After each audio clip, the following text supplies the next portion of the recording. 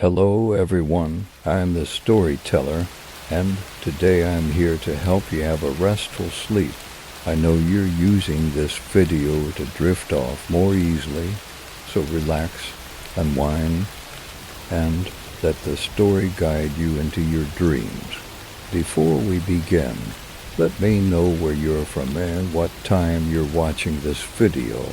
Don't forget to like the video and subscribe to the channel so you won't miss any of the exciting stories in the future.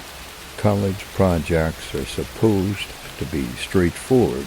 Pick a topic, do the research, and present your findings. But when my friend Alex and I signed up for our final film class, we weren't looking for ordinary.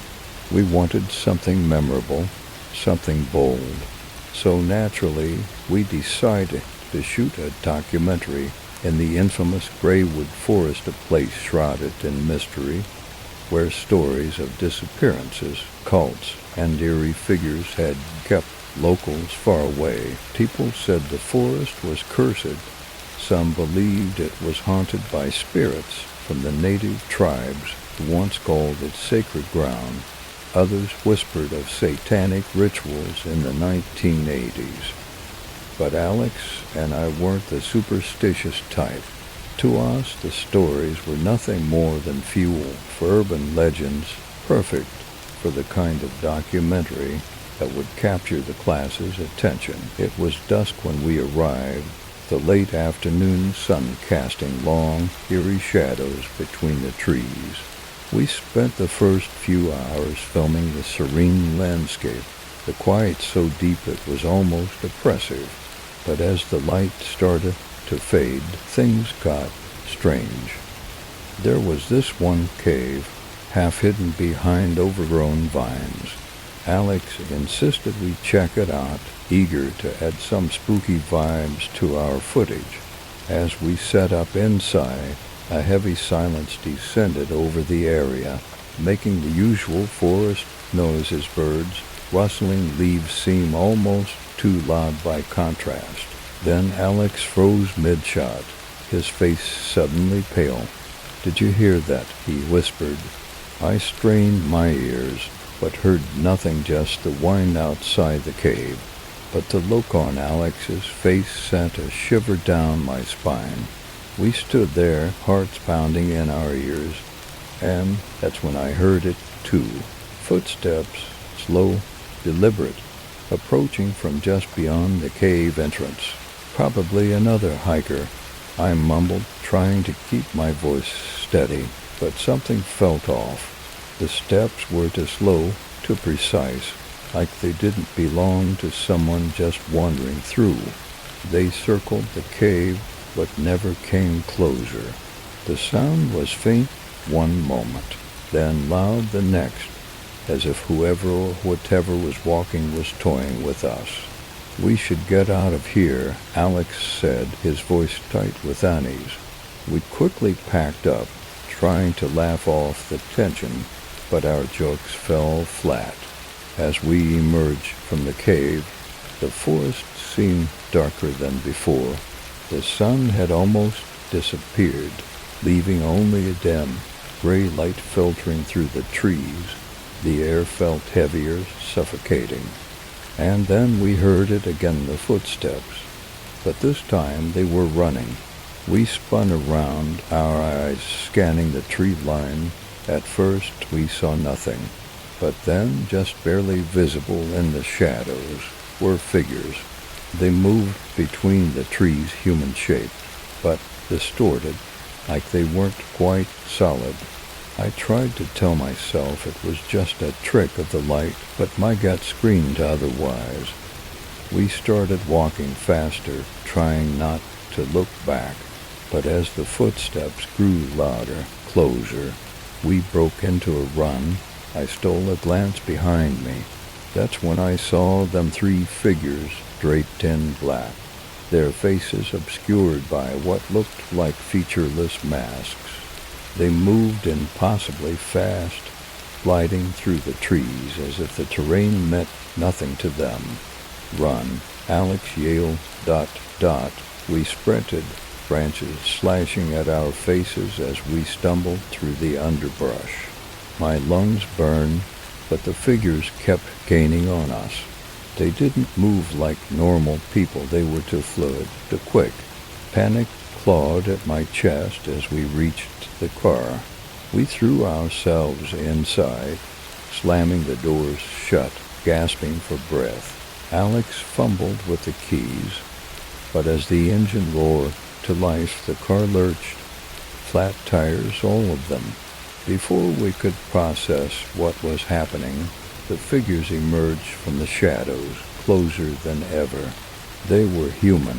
I realized people wearing black ski masks, but something about their presence was more terrifying than if they'd been ghosts. This was real. They were real. One of them, a tall figure with a thick build, raised a crowbar and smashed it against the window, cracking the glass. Another circled the car, methodically slashing at the remaining tires. The third stood perfectly still, watching us with an unsettling calm, as though this was all a game. Alex was frantically trying to call for help, but there was no signal. The sound of metal hitting glass filled the air, and for a moment I thought we were done for. But then, in the distance, lights flashing red and blue. The figures froze. For a second, they just stood there staring at us. And then, without a word, they vanished into the trees, disappearing as quickly as they'd come. A park ranger pulled up beside us, eyes wide with confusion. We stumbled out of the car, still shaking, barely able to explain what had just happened. When the police arrived, they scoured the area, but found nothing, no sign of the figures, no clues to who they were or why they had targeted us. We later learned that Graywood Forest had a history of strange encounters like ours. People who entered often spoke of being followed, of seeing figures lurking in the shadows. Most never found out who or what those figures were. We thought we were making a documentary about disproving a local legend.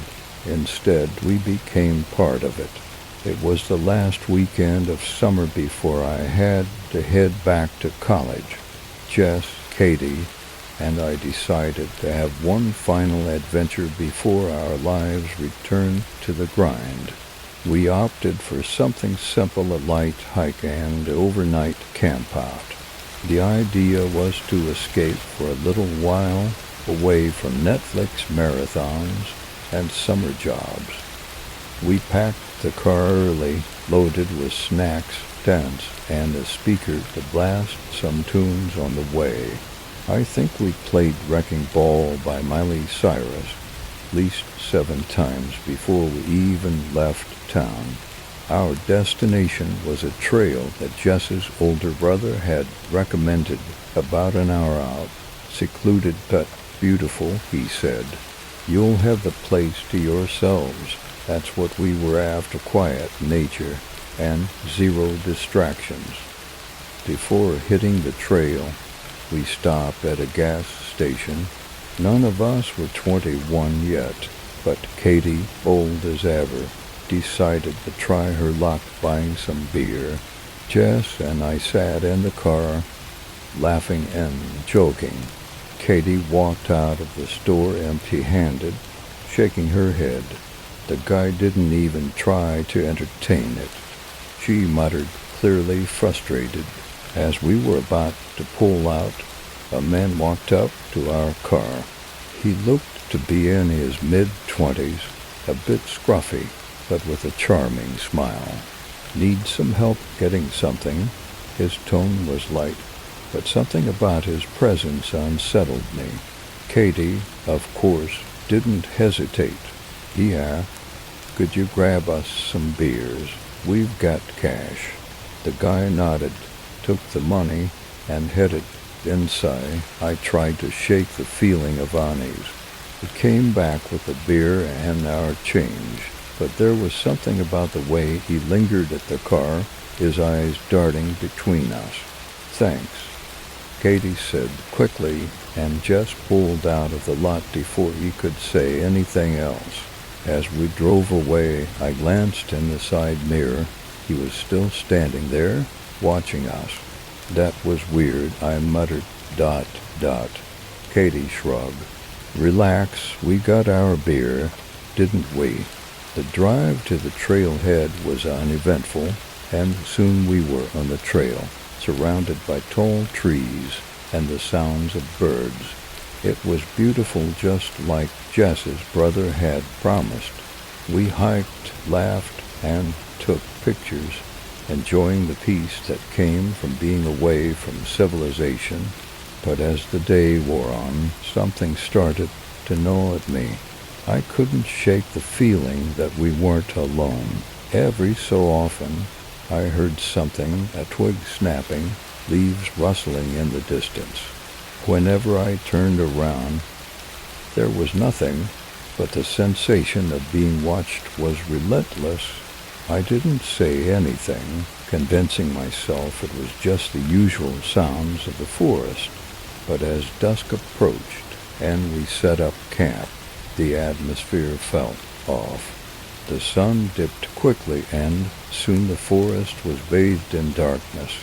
We built a fire, roasted marshmallows, and cracked open the beers. Jess and Katie seemed oblivious to the unsettling stillness around us, but I couldn't ignore it. Every noise, the crackle of the fire, the snap of a branch made me jump. Jess was the first to speak up. "Do you hear that?" she whispered. "It sounds like someone's walking around out there." Katie, always the skeptic, laughed. "It's probably just animals," but even she didn't sound convinced. We fell silent, listening to the quiet that now felt oppressive. Eventually, the noises stopped, and we tried to shake off the creeping anxiety. We crawled into the tent, snuggling into our sleeping bags, but sleep didn't come easily. Then, in the dead of night, the sounds returned. Footsteps. They were faint but unmistakable. My heart pounded as I lay there, wide awake. I could tell by the way Jess and Katie shifted in their bags that they were awake too. Hours seemed to pass like this, with only this sound of twigs snapping and leaves crunching to keep us company. Finally, I couldn't take it anymore. The fire had died down before we got into the tent, and I convinced myself I needed to make sure it was out. "I'm stepping outside for a minute," I whispered. My friends barely acknowledged me. I unzipped the tent, the cool night air hitting my face. The forest was pitch black except for the faint glow of the embers. I grabbed a water bottle to douse the fire, but then I heard the footsteps again, closer now, and then I saw him. Standing just a few feet away was the guy from the gas station. His face was barely visible in the dim light, but the flannel shirt was unmistakable.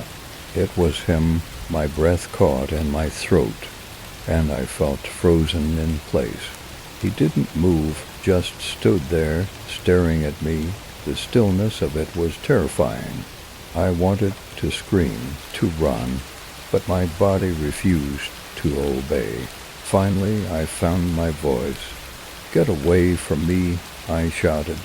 My scream broke the silence, and the man took a step back, then another.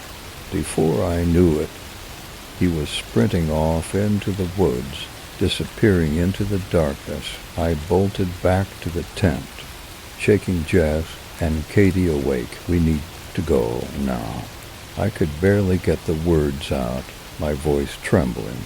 I told them what I'd seen, and that was all they needed to hear. In a panic, we packed everything in record time, not even bothering to fold the tent. We threw everything into our bags and took off down the trail, our flashlights barely cutting through the blackness. Every sound sent a wave of fear through me, but we kept running. By the time we reached the car, it was still pitch black, and dawn was far off. None of us spoke on the drive home. We were too shaken, too terrified to process what had just happened. When we finally pulled into Jess's driveway, we just sat there in silence. That's when I called the police. I told them everything, the man at the gas station, the trail, the footsteps in the dark. But we never found out who he was or what he wanted. It's been years since that night, but I still think about it. The sight of him standing there in the dark, watching us. I often wonder what would have happened if I hadn't gone out to check the fire, and I hope I never find out. Worse, back in 2015, my wife and I, along with our friends Jake and Tabby, had been planning this hike trip for many weeks. We all worked together, and it was rare for us to get a long weekend off at the same time, given that we all have such drastically different jobs. So when the opportunity finally came, we jumped at it, and the plan was to head out early Saturday morning and spend the entire day exploring the wilderness. We mapped out a trail that promised stunning views, and we were all eager to disconnect from the world for a while. The drive to the trailhead was peaceful. The sun was just starting to rise, so the entire drive had this very amazing orange color,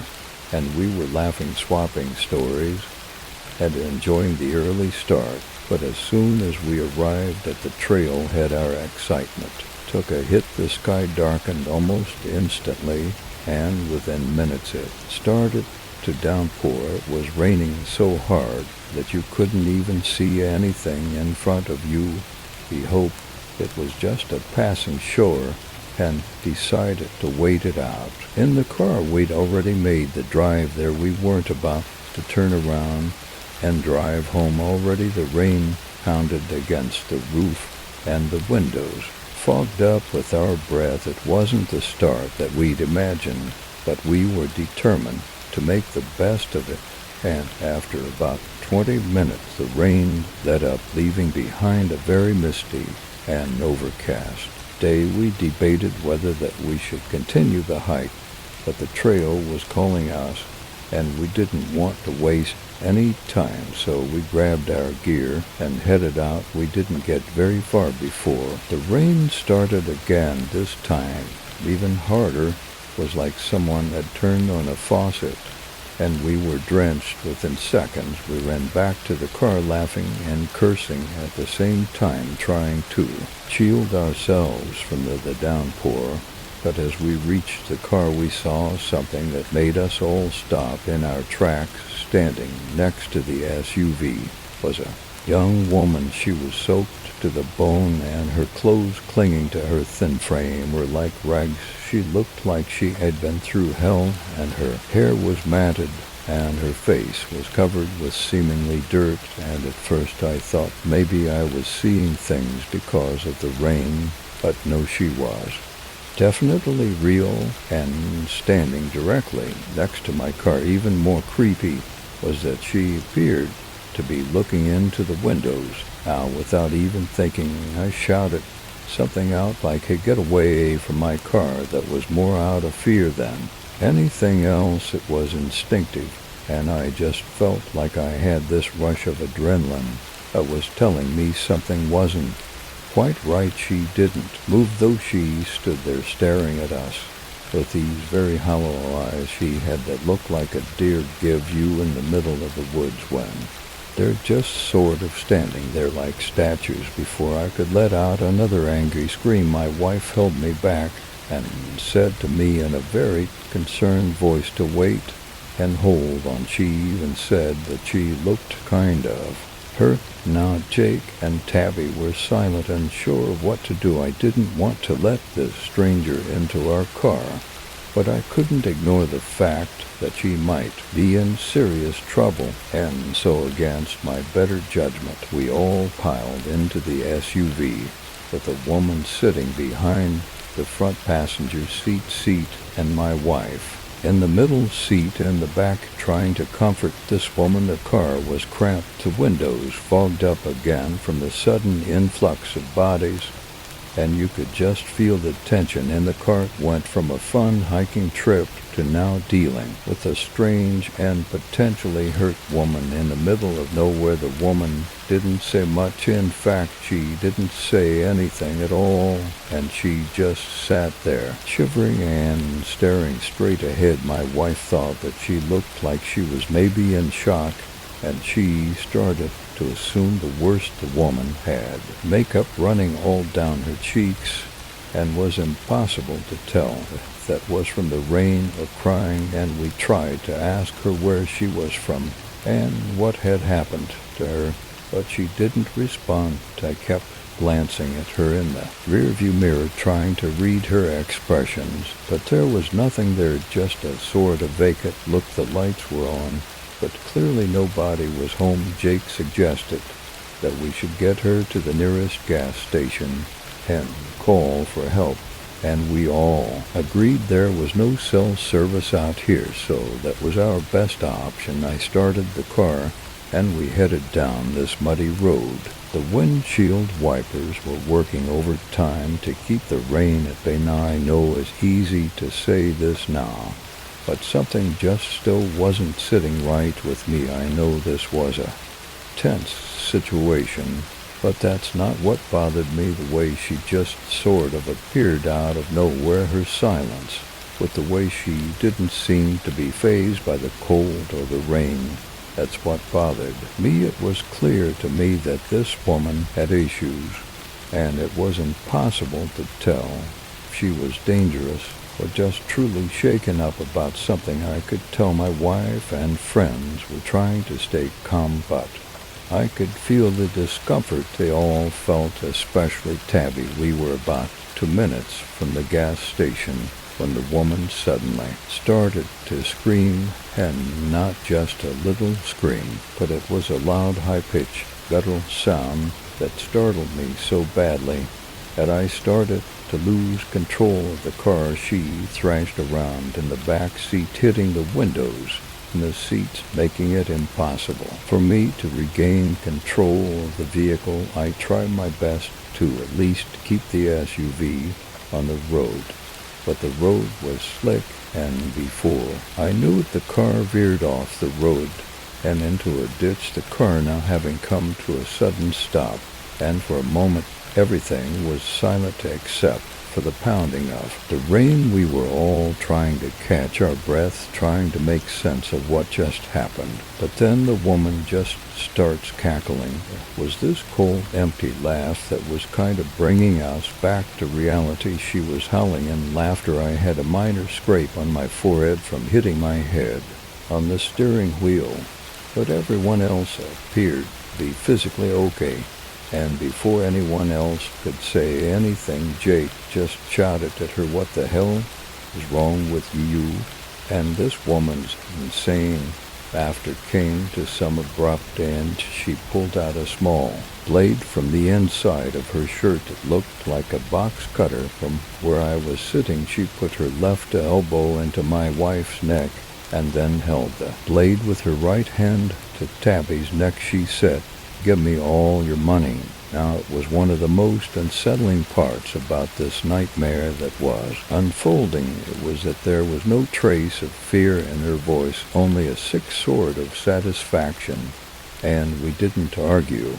He just threw down whatever cash or whatever else he had, as we were all too scared to do anything else. My wife started crying. Jake was cursing under his breath, and I was just trying to keep it together for everyone. The woman grabbed the money, opened the car door, and just started sprinting into the rain without looking back. We sat there in silence with only the back seat door open, and after a few seconds I started the car again, and my wife closed the door, and we drove the rest of the way to the gas station. We reported this incident, but by then obviously this crazy woman was long gone. The police took our statements, but it was clear that they didn't expect to find her. To this day I had no idea who that woman was or where she came from. I thought maybe she was a meth addict or something. And I remember for a while after that I was looking up crimes in the area, but I never found anything that even remotely fit that description. All I know is that we were lucky to get out of that situation alive. This was one of the worst experiences of my life. And even though I was happy to get out physically unharmed, I still think about it, and it makes me sick knowing that somewhere out there that wild woman is most likely terrorizing someone else. It was a warm Saturday morning when I decided to take my girlfriend, Emily, on a hike. We'd been dating for 5 years, and exploring the outdoors had always been our thing. The fresh air, the calming sounds of nature, and the long, peaceful conversations had a way of making the world slow down for a while. This time I picked a remote trail deep in the woods, one that I'd heard was beautiful but rarely visited. It was perfect, secluded, quiet, and untouched. We packed our bags with snacks, water, and some camping gear just in case we decided to stay the night. As we drove to the trailhead, Emily was laughing, cracking jokes, and singing along to the radio. Her happiness was contagious, and soon we were both in high spirits. It felt like the perfect day. The first few miles of the hike were exactly what we had hoped for: quiet, serene, and surrounded by nothing but the sounds of nature. We stopped occasionally to take in the view, the towering trees casting cool shadows over the trail. The forest seemed to wrap around us, embracing us in its solitude. We talked about everything: our future, our dreams, and where we might travel next. It was one of those rare, perfect days where everything felt in sync. But as we ventured deeper into the woods, I started to notice a shift. The sounds of the forest seemed to dull, as if the life around us was retreating. The birds that had been singing just moments before were silent now, and even the wind felt still. The air grew thick, almost suffocating. I glanced at Emily, but she didn't seem to notice. She was still smiling, walking ahead of me on the narrow trail. That's when I heard it, a faint whisper, barely audible, but unmistakable. It was like the rustling of leaves, only it carried a tone, a rhythm that didn't belong to the forest. I stopped and listened, my heart quickening. But when I turned to look behind us, the trail was empty. "Did you hear that?" I asked, my voice quieter than I intended. "Hear what?" Emily responded, her smile faltering just a little. I shook my head. "Nothing. Probably just the wind." We continued, but the feeling of being watched clung to me, tightening with every step. The deeper we went, the more oppressive the air became, as though the forest itself didn't want us there. My stomach twisted in knots, and a cold sweat formed on my neck. I tried to shake the feeling, convincing myself it was just paranoia. But no matter how hard I tried, I couldn't shake the sense that something was wrong.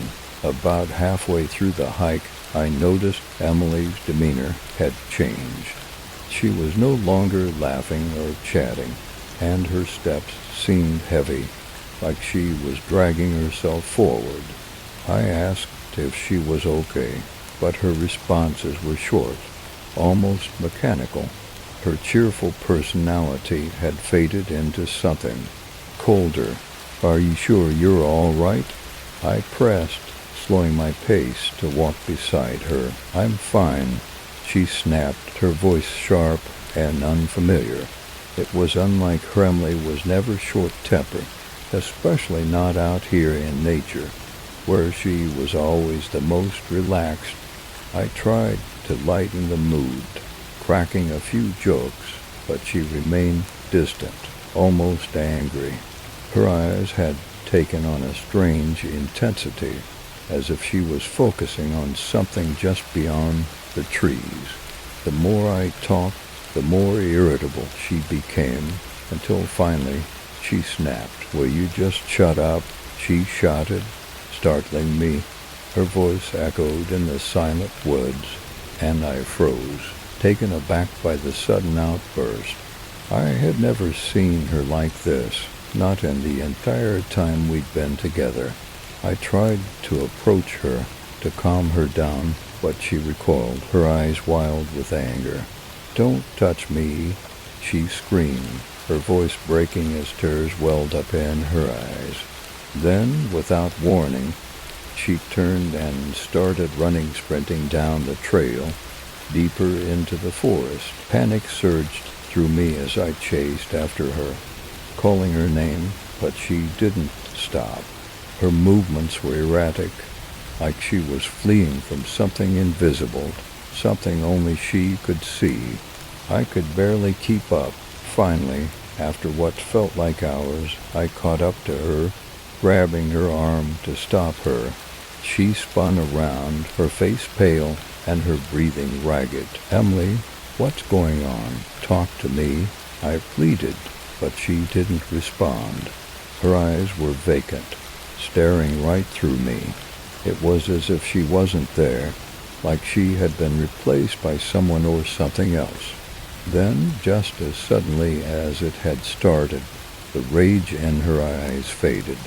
She blinked, her expression softening, and she collapsed into my arms, trembling. What happened?" she whispered, her voice small and scared. "You don't remember?" I asked, my heart still racing. She shook her head, tears spilling down her cheeks. I don't know. I felt like I wasn't in control, like something was inside me, telling me what to do. A chill ran down my spine. We walked back to the car in silence, the oppressive weight of the forest following us the entire way. By the time we reached the car, Emily seemed like herself again, apologetic, confused, and completely unaware of what had taken over her in the woods. We never went back to that trail. I tried to convince myself that there was a rational explanation for what had happened, but deep down I knew there wasn't. Something out there had latched on to Emily, something dark and ancient. And though we escaped that day, I sometimes wonder if whatever was is still waiting, lurking in the shadows, waiting for someone else to stumble into its domain.